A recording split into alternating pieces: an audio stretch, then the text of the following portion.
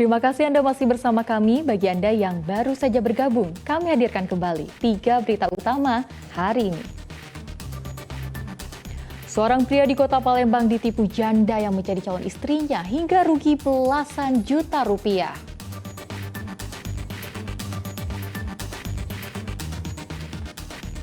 Konten kreator Lina Muherje akhirnya ditahan penyidik Kejaksaan Negeri Palembang karena kasus penistaan agama.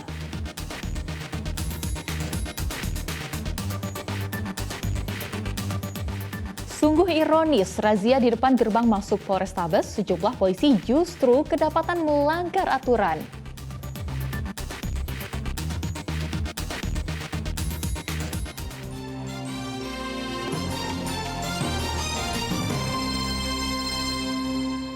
Kita ke informasi selanjutnya. Harga telur ayam di sejumlah pasar tradisional Kota Palembang belum juga turun. Harga telur kini masih bertahan di harga Rp29.000 per kilogram. Kondisi seperti ini dikeluhkan pedagang dan juga pembeli. Hari Raya Idul Adha sudah berlalu, namun harga telur ayam di sejumlah pasar tradisional Palembang belum memperlihatkan tanda-tanda penurunan. Misalnya di Pasar 10 Ulu, harga telur ayam masih dijual seharga Rp29.000 per kilogramnya. Harga telur naik Rp5.000 per kilonya dari harga normal Rp24.000 per kilogram. Naiknya harga telur ayam membuat pedagang sulit menjual dagangan mereka. Imbasnya, pendapatan mereka pun anjlok hingga 35% lebih. Lagi 29, dari lebaran haji sampai sekarang 29. Penjualan gimana Pak? Ini agak sepi lah kalau mahal. Kalau mahal sepi. Kalau harapan kami kan murah. Kalau murah kan lemak jual. Tak hanya penjual telur, masih tingginya harga telur juga dikeluhkan pembeli. Pasalnya sudah 1 bulan harga telur tak kunjung turun. Kalau yang harga 29.30 ini sebulan ini. Udah mau sebulan ya? Harapannya gimana Bu? Harapannya tidak turun ke biar ada susah. Ada pasar sepi. Bang naik gak mau. Para pedagang dan pembeli berharap pemerintah kembali menstabilkan harga telur ayam di pasaran agar dapat terjangkau masyarakat. Dede Irwansyah melaporkan dari Kota Palembang. Seorang pemuda nyaris menjadi sasaran amuk warga saat membuat keonaran di sebuah musola di kawasan Tangga Takat Seberang Ulu 2 Palembang pada Senin siang. Beruntung nyawanya berhasil diselamatkan tokoh masyarakat setempat. Agar aksi warga tidak meluas, pelaku langsung diserahkan kepada pihak kepolisian setempat.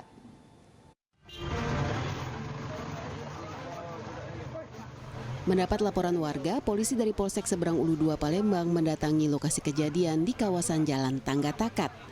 Pada Senin siang, polisi pun menangkap seorang pria yang belum diketahui identitasnya ini. Pria ini nyaris menjadi sasaran amuk warga saat membuat keonaran di musola setempat. Kejadian bermula saat warga yang sedang sholat duhur didatangi oleh pelaku. Warga pun tersulut emosi dan nyaris menghakimi pelaku saat pelaku berteriak keras sambil mengancam akan merusak musola. Untungnya pelaku berhasil diselamatkan oleh tokoh masyarakat setempat. Tadi sempat ngancam juga nggak Pak? Ada ancaman? Cuman dia ini seolah-olah nak merusak musola kami. Oh itu Pak ya? Nak ngacau, untung dia sampai batas itu. Kita mendapatkan informasi dari warga melalui Babin Kaptimas Tangga Takat bahwa telah mengamankan seorang laki-laki diduga akan membuat keonaran di situ. Selanjutnya pelaku ini, laki-laki ini kita amankan di Polsek untuk kita minta keterangan dulu. Pelaku kemudian dibawa ke Polsek Seberang Ulu 2 Palembang untuk memastikan kondisi kejiwaannya. Jika pelaku tidak dalam gangguan jiwa, polisi akan memprosesnya sesuai dengan hukum yang berlaku. Dede Irwansyah melaporkan dari Palembang. Pemerintah Kabupaten Ogan Komering Ulu menjamin mutasi ASN sudah sesuai prosedur. Bupati Ogan Komering Ulu menyatakan proses seleksi dilakukan sesuai aturan yang berlaku dan melalui tahapan yang benar. Jaminan ini disampaikan Bupati usai melantik Darmawan Irianto sebagai sekretaris daerah menggantikan pejabat lama Ahmad Tarmizi. Pelantikan dan pengambilan sumpah dilakukan di Gedung Kesenian Kota Batu Raja, Kabupaten Ogan, Komering Ulu. Selain Sekda, 229 tenaga administrasi yang akan menempati pos baru di lingkungan Pemkab Ogan Komering Ulu juga dilantik.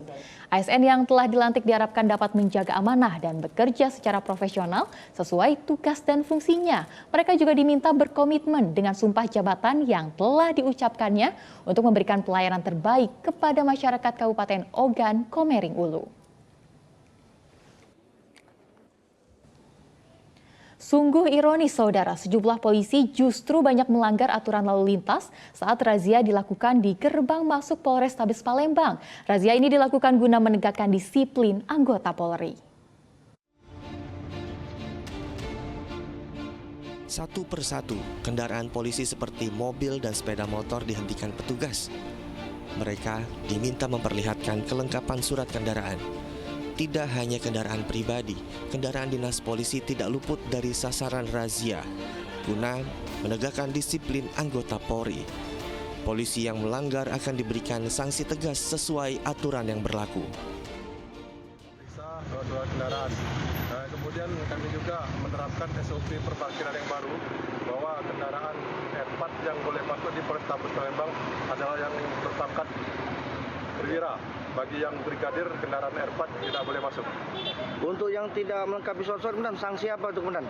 Untuk yang tidak melengkapi surat akan kami tindak, kami laporkan bahwa itu adalah pelanggaran disiplin.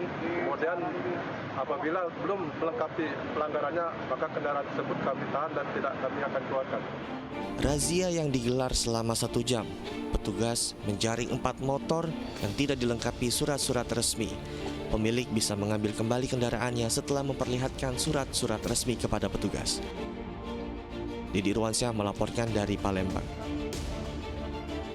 Hari pertama operasi Patuh Musi 2023 di Palembang sudah diwarnai protes sejumlah pengendara motor. Seolah merasa tak bersalah, pengendara motor protes meskipun terbukti melawan arus lalu lintas.